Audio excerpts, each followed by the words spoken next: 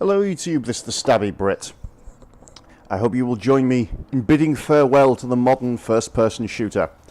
It had a good run, it gave us some excellent games and some absolutely terrible games. But in their quest for the next grey-brown experience, Bethesda has dug too greedily and too deep, and they have awoken the father of all first-person shooters. I am of course referring to Doom.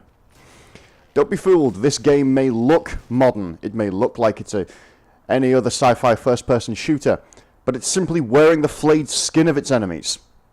Pull away the high-poly 3D meshes and you will find the 2D sprites of old. This is frankly a wonderful game. It is everything you could ever want in a modern Doom title. It is fast.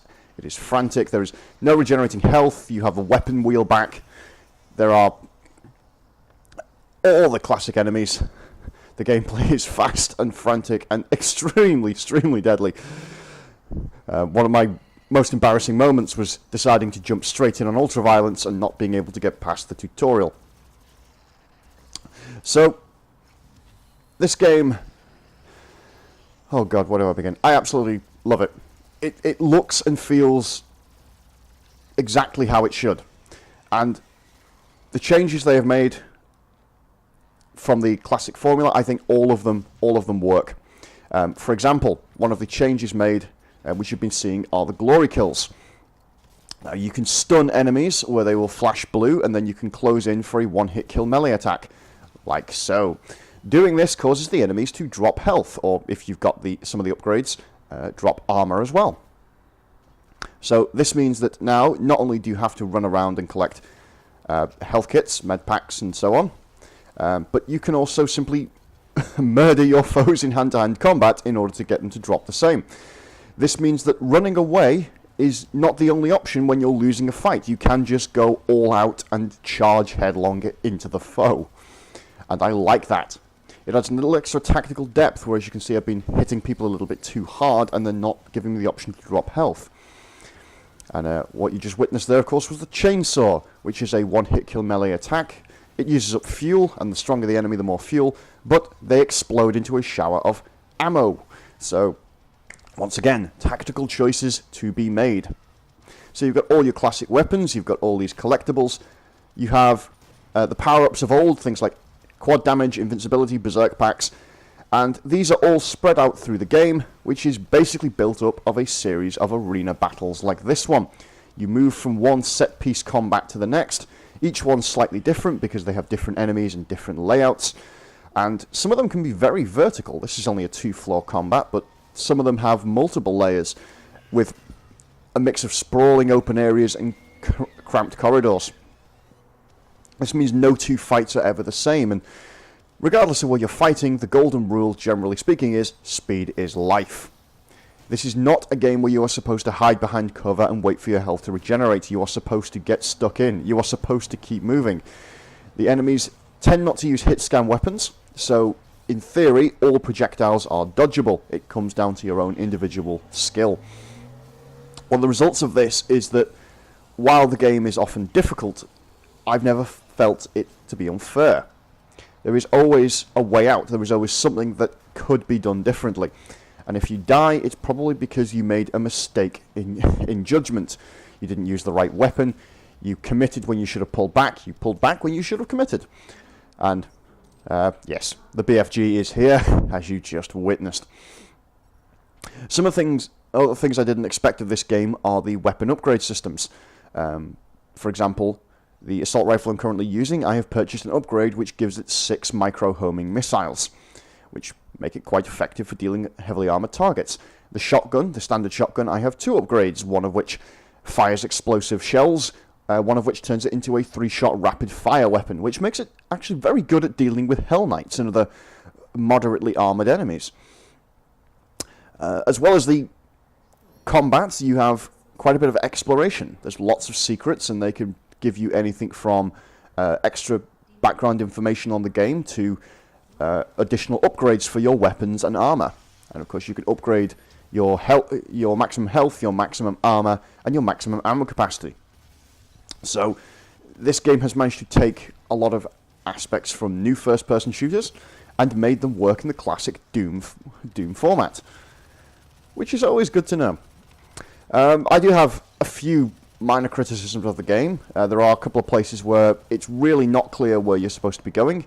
You might notice at the top of the screen there is an objective indicator, but that's basically just showing you where on the world map you ultimately need to be. And there we are, I got killed. It doesn't actually show you a route to your objective. And even then it isn't always clear. For example, earlier on, the objective was pointing to a locked door, but it didn't give any indication of where the key for this door was. And the key was easily missed because I assumed it was simply a decorative object rather than something that had to be picked up and used. But apart from that, there is a lot going for it in the single player, and outside of the single player there is some really nice features as well. The multiplayer, I've seen a lot of criticism of that online, I have to admit, especially from the PC players, but I personally really enjoy it. I think it's one of the most enjoyable first-person shooter experiences on console right now. I will go ahead and say that it is already starting to feel a touch repetitive. There is no actual progression in the multiplayer outside of the first few hours. You will unlock all the weapons, all the secondary effects and all the demon power-ups very quickly, and then everything else you unlock is basically just cosmetic. That's not necessarily a bad thing, but it does mean there's not a great sense of progression, and you're basically playing for the fun of it. But then again, if you're not playing for the fun of it, why the fuck are you playing? Sorry, the melee isn't working for some reason. Maybe it's the fact I'm carrying this fucking huge triple barrel minigun. Anyway, there's also a mode called Snap Map, which is basically a built-in level editor, and that is hugely fun. It's really easy to use. I've managed to make myself a level already. I'm probably going to make a couple of more. It's a really, really nice feature, and I think that is going to dramatically increase the longevity of the game. Because if you are one of these crazy people who thinks that this game is too easy on Nightmare Mode, well, you can just show us all how it's done and make the monster level you always wanted to play. So yes, I'm not sure what else to cover in this. Overall, I am hugely satisfied with this game. It is everything I could have hoped for. I honestly didn't think it was going to be this good. After Doom 3, don't get me wrong, Doom 3 is not a bad game, but it's not a great game, and it's certainly not a Doom game to my mind. It did start off very slowly, and it only got good later on, which was too late for a lot of people, some of my friends included. Here, let's just revel in the glory that is quad damage. Goodbye, every fucker in the room. But this is just a spectacular return to form. I mean, I've not been paying much attention to the plot because, frankly, the plot isn't important. It's a side story, an excuse to get you rampaging through the legions of hell. And a special mention has to go to how absurdly violent Doom Guy is. But anyway, overall, yes, I am hugely happy with this game. It's everything I could have wanted and more. Everything works so well. I can see myself playing this game for a long time. Even after if I ever get bored of the campaign, I will be able to keep myself amused for a long time to come with Snap Map.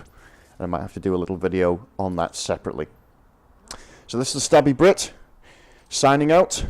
And if you'll excuse me, I have some ripping and tearing still to do.